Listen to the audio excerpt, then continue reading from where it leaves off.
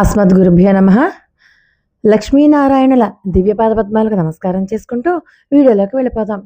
మనం ఇప్పుడు ఈ వీడియోలో అత్యంత ఫలితాన్నిచ్చేటటువంటి ఐశ్వర్యప్రదాయిని అయినటువంటి ఒక దివ్యమైన మంత్రాన్ని తెలుసుకుంటాం.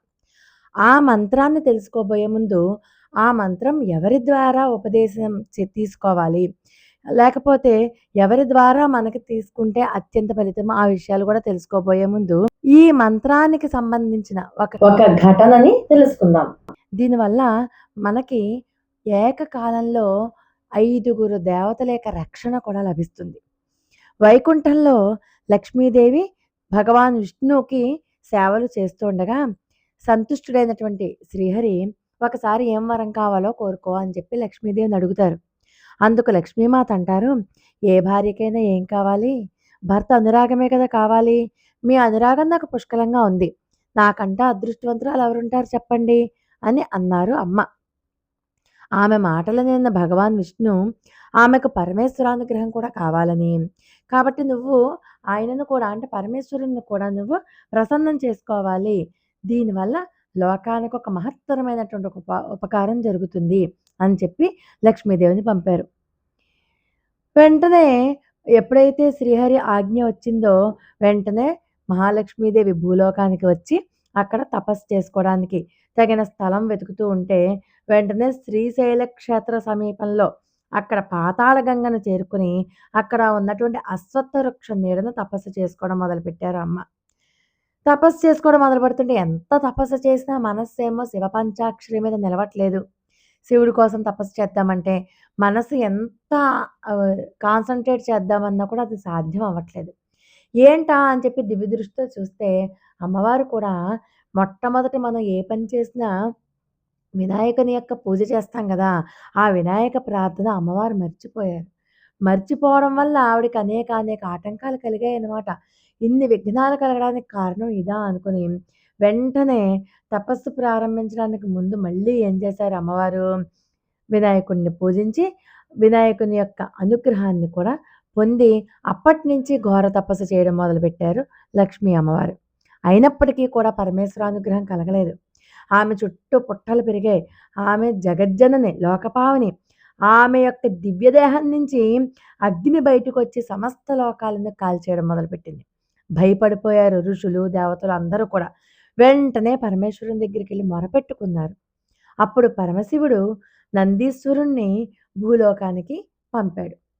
ఒక బ్రాహ్మణుని వేషంలో లక్ష్మీదేవి దగ్గరికి వచ్చాడు నందీశ్వరుడు. నీ కోరిక నెరవేరాలి అంటే నువ్వు ఖచ్చితంగా రుద్రహోమాన్ని చెయ్యాలి, అందుకు తగిన ఏర్పాట్లు చేసుకో అంటూ నందీశ్వరుడు బ్రాహ్మణ వేషధారి అయి లక్ష్మీ అమ్మవారికి ఒక సలహా ఇస్తూ అయితే స్వామి నివేదన చెయ్యాలి అంటే నీ శరీర భాగంలో ఒక అవయవాన్ని సమర్పించాలి అంటూ సూచన కూడా చేసి వెళ్ళిపోయాడు.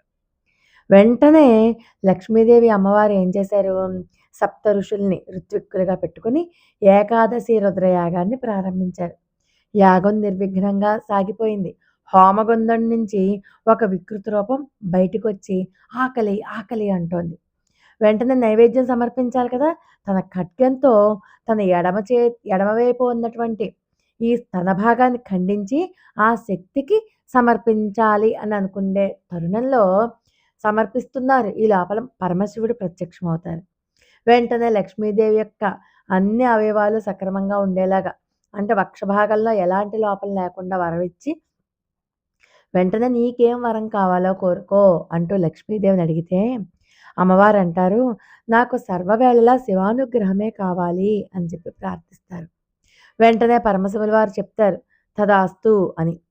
తదాస్తు అంటూ వెంటనే నువ్వు విష్ణు వక్షస్థలంలో స్థిరంగా ఉంటావు అంటూ నీ నామాలలో ఓం విష్ణు వక్షస్థల స్థితాయ నమః అని ఎవరైతే స్తుతిస్తారో వారికి అష్టైశ్వర్యాలు లభిస్తాయి అంటూ మంత్రోపదేశం చేసి మంత్రాన్ని మనకు ప్రసాదించి ఆయన అదృశ్యమైపోయారు.